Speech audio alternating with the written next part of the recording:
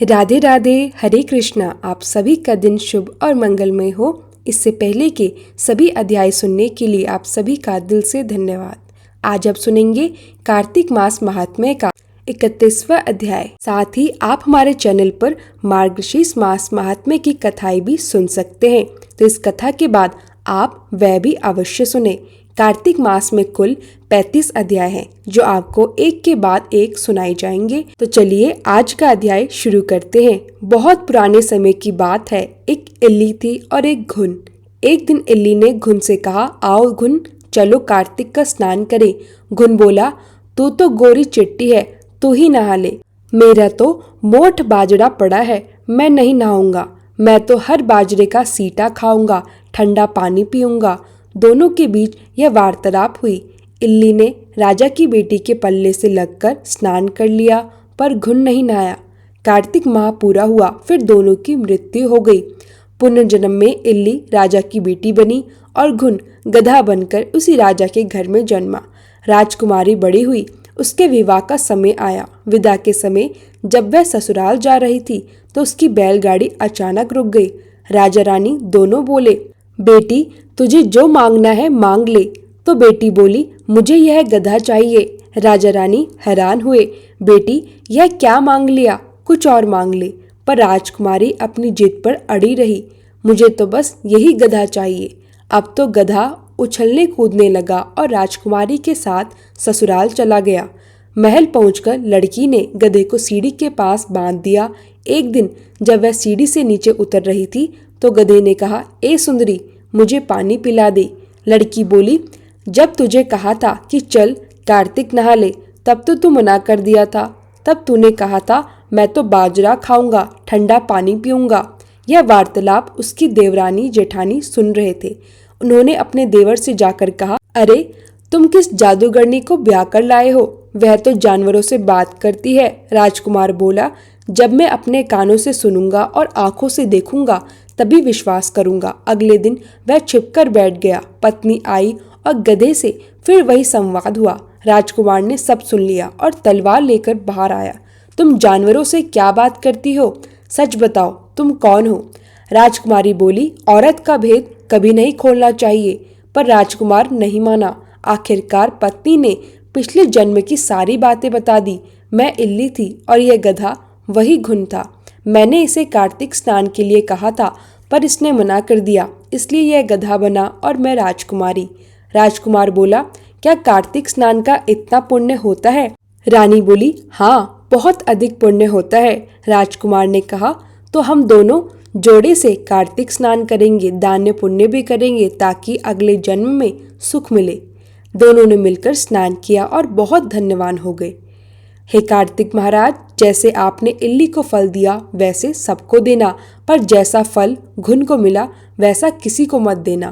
प्राचीन काल में भगवान श्री राम और माता सीता अयोध्या में राज कर रहे थे। माता सीता का एक नित्य नेम था। वह हर दिन कार्तिक मास में भगवान की कथा सुनती और स्नान दान किया करती थी। एक दिन प्रभु श्री राम ने माता सीता से प्रेम पूर्वक कहा, सीते, अब तो सारा राज्य तुम्हारे अधीन है। हर वस्तु हर सुख तुम्हें प्राप्त है। अब यह कार्तिक स्नान और कथा श्रवण का कष्ट क्यों उठाती हो। माता सीता मुस्कुराई और बोली, प्रभु यह तो मेरा नित्य नेम है। जब तक मैं जीवित हूँ तब तक इस नेम को नहीं छोड़ सकती, क्योंकि इस माह में स्नान, कथा श्रवण, दीपदान सब कुछ मनुष्य को पापों से मुक्त करता है। श्री राम ने कहा, सीते, यदि ऐसा है तो मुझे भी इसका फल बताओ। माता सीता ने कहा, प्रभु कार्तिक मास में जो ब्राह्मणों को दान करता है, जो दीपदान करता है, जो भगवान विष्णु का नाम स्मरण करता है, वह ब्रह्म हत्या, गौ हत्या जैसे पापों से भी मुक्त हो जाता है। और जो स्त्री या पुरुष इस मास में कथा सुनता है उसे अक्षय फल की प्राप्ति होती है। भगवान श्री राम ने विनम्रता से कहा, सीते, तो मैं भी तुम्हारे साथ यह व्रत करूंगा। सीता जी ने कहा, प्रभु आप तो स्वयं विष्णु के अवतार है, आपको व्रत की क्या आवश्यकता। श्री राम बोले, पर यदि तुम करती हो तो मुझे तुम्हारे साथ रहकर वही करना चाहिए, क्योंकि धर्म वही है जिसमें दोनों का सम्मिलन हो। उस दिन दोनों ने सरयू तट पर जाकर स्नान किया, दीपदान किया और ब्राह्मणों को दान दिया। देवताओं ने आकाश से पुष्प वृष्टि की। जय श्री राम, जय सीता माँ। देवताओं ने कहा, आज कार्तिक माह के पुण्य से धरती पर स्वयं श्री हरि और माता लक्ष्मी ने व्रत किया है। अब यह मास और भी पवित्र हो गया। जो भक्त सीता माता और श्री राम की इस कथा को श्रद्धा से सुनता है, उसका घर दरिद्रता से मुक्त होता है, पति पत्नी में प्रेम बना रहता है और उनके सभी कार्य सिद्ध होते हैं। हे कार्तिक महाराज, जैसे आपने सीता माता और श्री राम को अखंड यश दिया, वैसा ही आशीर्वाद हम सबको देना। बहुत समय पहले की बात है। एक बड़े राज्य में एक न्यायप्रिय और धर्मात्मा राजा रहते थे। राजा की 2 रानियां थी। एक का नाम था सुमति और दूसरी का नाम था कुमति। सुमति रानी अत्यंत धार्मिक, कोमल हृदय और भगवान की भक्त थी। वह हर वर्ष कार्तिक मास में स्नान, दीपदान और कथा श्रवण किया करती थी। दूसरी रानी कुमति अभिमानी थी। वह भक्ति और व्रत को व्यर्थ समझती थी। कहती, इतनी ठंड में सुबह सुबह स्नान करना किसे सूझा है, भगवान को क्या फर्क पड़ता है इससे। सुमति रानी नम्रता से कहती है, बहन, यह कोई दिखावा नहीं है, यह तो हमारी आत्मा को पवित्र करने का अवसर है। एक बार कार्तिक मास में स्नान और दीपदान करने से सैकड़ों जन्मों के पाप मिटते हैं। पर कुमति रानी ने ध्यान नहीं दिया। समय बीता, दोनों का देहांत हो गया। सुमति रानी को उनके पुण्य के कारण स्वर्ग मिला। वहां वह दिव्य वस्त्र, आभूषण और सुगंध से सुशोभित हुई। कुमति रानी, जिसने स्नान नहीं किया था, उसका जन्म एक सुअरी के रूप में हुआ। वह कीचड़ में रहती, गंदगी खाती और दुख भोगती। एक दिन भगवान विष्णु के भक्तों की टोली वहां से गुजरी। वे कार्तिक मास के स्नान के लिए जा रहे थे। उनके मुख से भगवान का नाम सुनकर सुअरी ने भी सिर उठाया। वह भी पीछे पीछे चल दी और जैसे ही गंगा में पैर रखा, पिछले जन्म के पाप नष्ट हो गए। उसी क्षण उसके शरीर से तेज निकलने लगा और उसने स्वर्ग की ओर गति की। देवताओं ने कहा, देखो, कार्तिक मास के स्नान की महिमा कितनी अद्भुत है। जिसने कभी भक्ति नहीं की, वह भी मात्र एक डुबकी से पवित्र हो गई। जो भी स्त्री या पुरुष कार्तिक मास में गंगा, यमुना या किसी पवित्र नदी में स्नान, दीपदान या कथा श्रवण करता है, वह सब पापों से मुक्त होकर परम लोक को प्राप्त करता है। हे कार्तिक महाराज, जैसे आपने सुमति रानी को दिव्य फल दिया, वैसे ही सब भक्तों को देना। एक बार की बात है, एक गांव में एक बहुत ही सीधी सादी गौ माता रहती थी।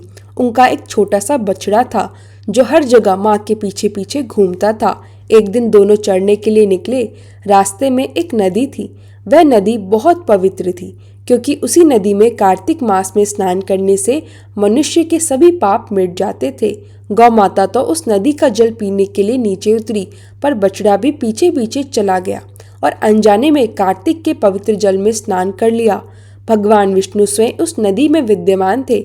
उन्होंने देखा, अरे, यह बछड़ा तो बिना जाने कार्तिक स्नान कर गया। उसी क्षण आकाशवाणी हुई, धन्य है यह बछड़ा जिसने इस शुभ माह में स्नान किया। अब यह मोक्ष का पात्र बनेगा। समय बीता। जब वह बछड़ा मर गया, तभी स्वर्ग से दिव्य विमान आया और उसे विष्णु लोक ले गया। देवताओं ने कहा, देखो, यह है कार्तिक मास का चमत्कार, जहाँ एक पशु ने अनजाने में भी स्नान कर लिया और मुक्ति को प्राप्त हो गया। गौ माता की आंखों में आंसू आ गए। मेरे लाल को भगवान विष्णु ने अपने लोक में स्थान दिया। जो व्यक्ति कार्तिक मास में गाय का जल, घास और प्रेम से सेवा करता है, वह सैकड़ों जन्मों के पापों से मुक्त होता है।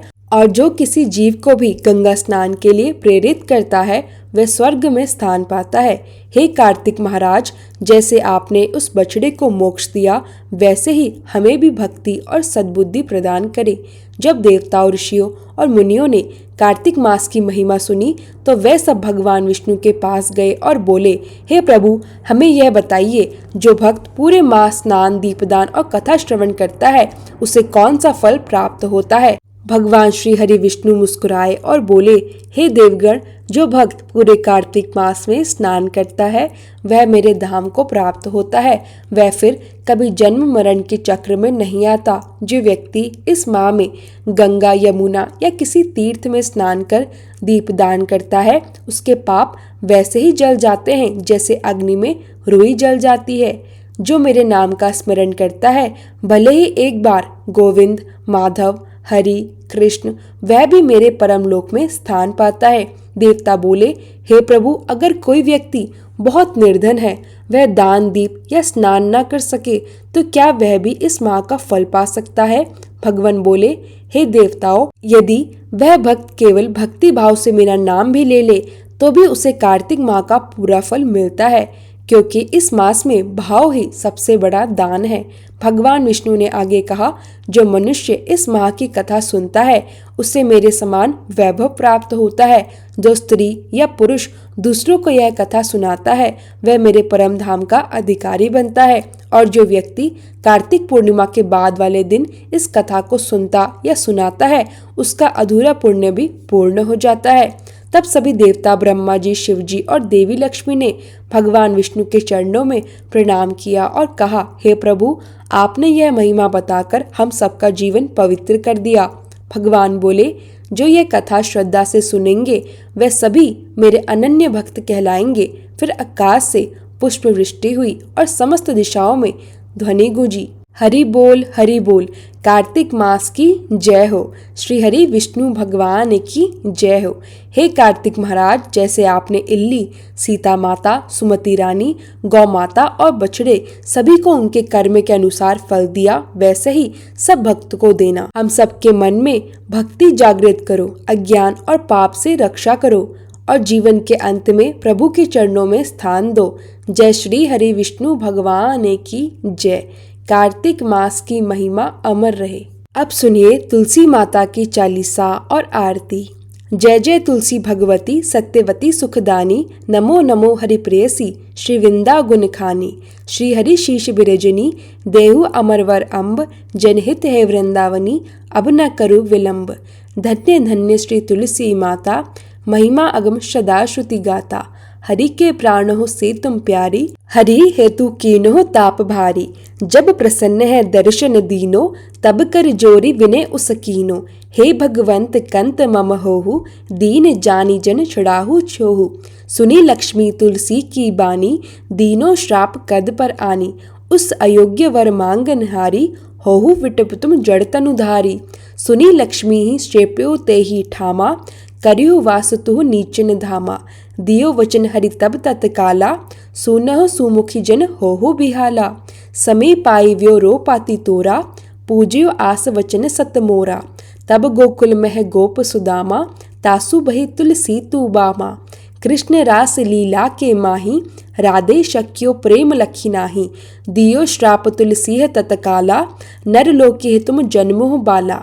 यो गोप वह दानव राजा, शंखचूड नामक सिर ताजा। तुलसी बही तासु की नारी, परम सती गुण रूप अगारी। अस दे कल्प बीत जब गयो, कल्प त्रित जन्म तब भयो। वृंदा नाम भयो तुलसी को, असुर जलंधर नाम पति को। करी अति दुंद अतुल बल धामा, लीना शंकर से संग्रामा। जब निज सहन सहित शिव हारे, मरे ही ना तब हरि ही पुकारे। पतिव्रता वृंदा थी नारी, को न सके पति ही संहारी। तब जलंधर ही भेष बनाई, वृंदा ढिघरी पहुँचो जाए। शिव हित लही करी कपट प्रसंगा, कियो सतित्व धर्म तो ही भंगा। भयो जलंधर कर संहारा, सुनीर शोक उपारा। तीषण दियो कपट हरि टारी, लखी वृंदा दुख गिरा उचारी। जलंधर जस हत्यो अभीता, सोई रावण तस हरि ही सीता। अस प्रस्तर सम हृदय तुम्हारा, धर्म खंडी मम पति ही संहारा। यही कारण लही श्राप हमारा, होवे तनुपा शांड तुम्हारा। सुने हरि तुरत ही वचन उचारे, दियो श्राप बिना विचारे। लख्यो ना निज कर तूती पति को, छलन चहो जब पार्वती को। जड़मति तू असहो जड़ रूपा, जगमह तुलसी विटप अनूपा। धग्ग रूप हम शाली ग्रामा, नदी गंड की पीच ललामा। जो तुलसी दल हम ही चढ़ है, सब सुख भोगी परम पद है। बिनु तुलसी हरि जलत शरीरा, अतिशय उठत शीश और पीरा। जो तुलसी दल हरि शिर धारत, सो सहस्त्र घट अमृत डारत। तुलसी हरि मन रंजनी हारी, रोग दोष दुख भंजनी हारी। प्रेम सहित हरि भजन निरंतर, तुलसी राधा में नहीं अंतर। व्यंजन हु छपन हु प्रकारा, बिनु तुलसी दल नहीं हरि ही प्यारा। सकल तीर्थ तुलसी तरु छाई, लहत मुक्ति जन संशय नाही। कवि सुंदर एक हरि गुण गावत, तुलसी है निकट सहस गुण पावत, बसत निकट दुर्बासा धामा, जो प्रयास ते पूर्व ललामा। पाठ करी ही जो नित नर नारी, हो ही सुख भाष्य ही त्रिपुरारी। तुलसी चालीसा पढ़ी, तुलसी तरु ग्रह धारी, दीपदान करी पुत्र फल पावे ही, बंदेहो नारी। सकल दुख दरिद्र हरिहार है, परम प्रसन्न, आश्रित धन जन लड़ही, ग्रह बसी पूर्ण अत्र। लाही अभिमत फल जगत मह लाही, पूर्ण सब काम, जयी दल अर्पि ही तुलसी, त सहस बसी हरि राम। तुलसी महिमा नाम लख, तुलसी सूत सुख राम, मानस चालीसा रचियो, जग मह तुलसीदास आरती। तुलसी महारानी नमो नमो, हरि की पटेरानी नमो नमो। तुलसी महारानी नमो नमो, हरि की पटेरानी नमो नमो। धन तुलसी पूरण तब कीनो, शालीग्राम बनी पटेरानी नमो नमो। तुलसी महारानी नमो नमो, हरि की पटेरानी नमो नमो। जाके पत्र मंजरी कोमल, श्रीपति कमल चरण लपटानी नमो नमो। तुलसी महारानी नमो नमो, हरि की पटेरानी नमो नमो। कौन महीने में बोई रानी तुलसा, कौन महीने में हुई हरियाली, नमो नमो। तुलसी महारानी नमो नमो, हरि की पटेरानी नमो नमो। कौन महीने में हुई तेरी पूजा, कौन महीने में हुई पटेरानी, नमो नमो। तुलसी महारानी नमो नमो, हरि की पटेरानी नमो नमो।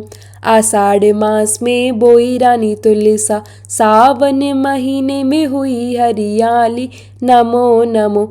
तुलसी महारानी नमो नमो, हरि की पटेरानी नमो नमो।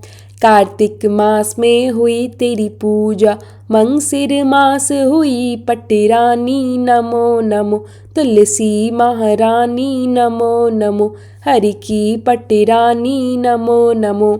धूप दीप नैग्व आरती, पुष्पन की वर्षा बरसानी, नमो नमो। तुलसी महारानी नमो नमो, हरि की पटेरानी नमो नमो। 56 भोग 3600 व्यंजन, बिन तुलसी हरि एक न मानी, नमो नमो। तुलसी महारानी नमो नमो, हरि की पटेरानी नमो नमो। जो तुलसी को सवेरे गाए, श्री कृष्ण के दर्शन पाए, नमो नमो। तुलसी महारानी नमो नमो, हरि की पटेरानी नमो नमो। जो तुलसी को दोपहर गाए, खीर खांड का भोग लगाए, नमो नमो। तुलसी महारानी नमो नमो, हरि की पटेरानी नमो नमो। जो तुलसी को सांझ को गाए, श्री कृष्ण की आरती उतारे, नमो नमो। तुलसी महारानी नमो नमो, हरि की पटेरानी नमो नमो। जो तुलसी को रात को गाए, श्री कृष्ण के चरण दबाए, नमो नमो। तुलसी महारानी नमो नमो, हरि की पटेरानी नमो नमो। सभी सखी मैया तेरो यश गावे, भक्ति दान दीजे महारानी, नमो नमो। तुलसी महारानी नमो नमो, हरि की पटेरानी नमो नमो। तुलसी महारानी नमो नमो, हरि की पटेरानी नमो नमो।